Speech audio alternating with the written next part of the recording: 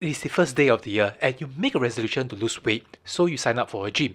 But by March, you sink your teeth into donuts wondering what went wrong. How can I change myself successfully? This is snap improvement in a snap. There are 7 steps to change successfully from the book, Tiny Habits, The Small Changes That Change Everything by BJ Fogg. Anchor, to remind you to do the behavior, for example brushing teeth.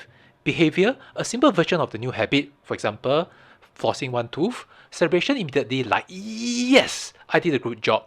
Step 1, clarify the aspiration, for example I want to lose weight, or you want to rock climb but are carrying too much weight. Step 2, explore behavior options, any behavior that would achieve your aspiration outcome. Create a mind map with an aspiration in the middle, and 10 lists or notes of behaviors go for quantity. Step 3.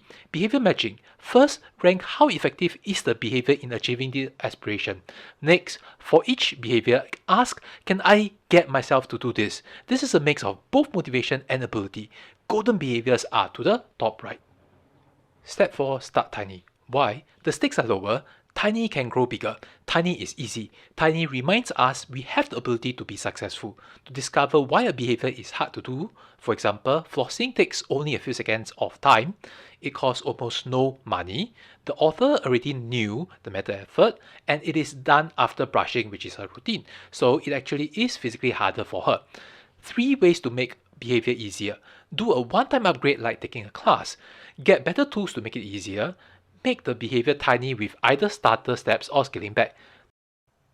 To read every day, I could start by opening my book, then reading one paragraph.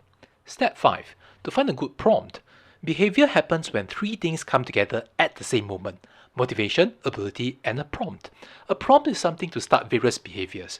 Putting a new habit after a current habit is the author's favorite prompt. Scrolling Facebook is easy to do and you are highly motivated, so it works. Exercising is hard to do, low motivation, so failure. If below the action line, we need to increase motivation, make a behavior easier to do, or both. Only then will the prompt work. If below the action line, check if there's a prompt, ability, or motivation to do the behavior. If I use my phone's alarm clock every morning, I will scroll Facebook too. To remove the prompt, I put the phone physically far from me and use an alarm clock instead of the phone's clock. No prompt, no behavior. Instead of starting a marathon the next day, start with 1 kilometer first. Behavior usually becomes easier to do when repeated. Increase ability, behavior is done. List down all the daily habits.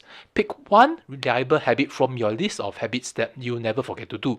Brainstorm some naturally following new habits. Pick one and write a recipe like, after I empty my inbox, I will do 2 push-ups. Write 2 more recipes, then practice it. Step 6. Celebrate successes. Positive experiences reinforce habits. Celebrate immediately and with real intensity. So find your natural celebration. How would you like to celebrate if you got the job you want? Toss a paper into the rubbish bin from afar. Your favorite team wins. For example, sing songs you love, fist pump, say it out loud, or make sound effects. Celebrate when you remember your habit, while doing and immediately after. Celebrate while increasing your intensity or duration of a newly rooted habit so it grows. Step 7. Troubleshooting, iterate, and expand. So the main idea is conflicting motivations. So during a company dance, on one hand, you are motivated to have fun and feel good. On the other hand, you fear that you will look stupid and lose credibility.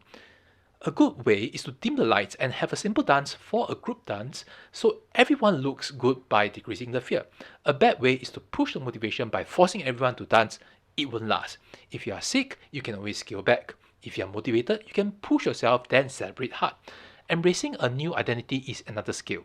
Instead of I am a person with sweet tooth, you can change that to I am a person that eats healthily, and your actions will start to act in a way that is consistent with your identity. You can change bad habits.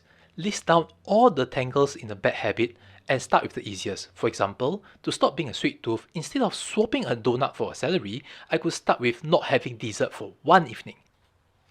To disrupt unwanted habits, start by creating new habits.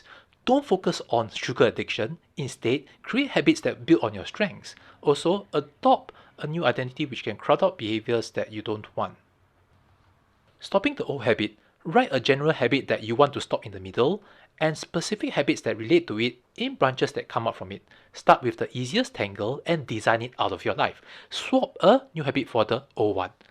Take action today. Comment below what you want me to review next. Thank you for watching Snap Improvement. If you like this video, smash the like button and subscribe to Snap Improvement and click the notification bells.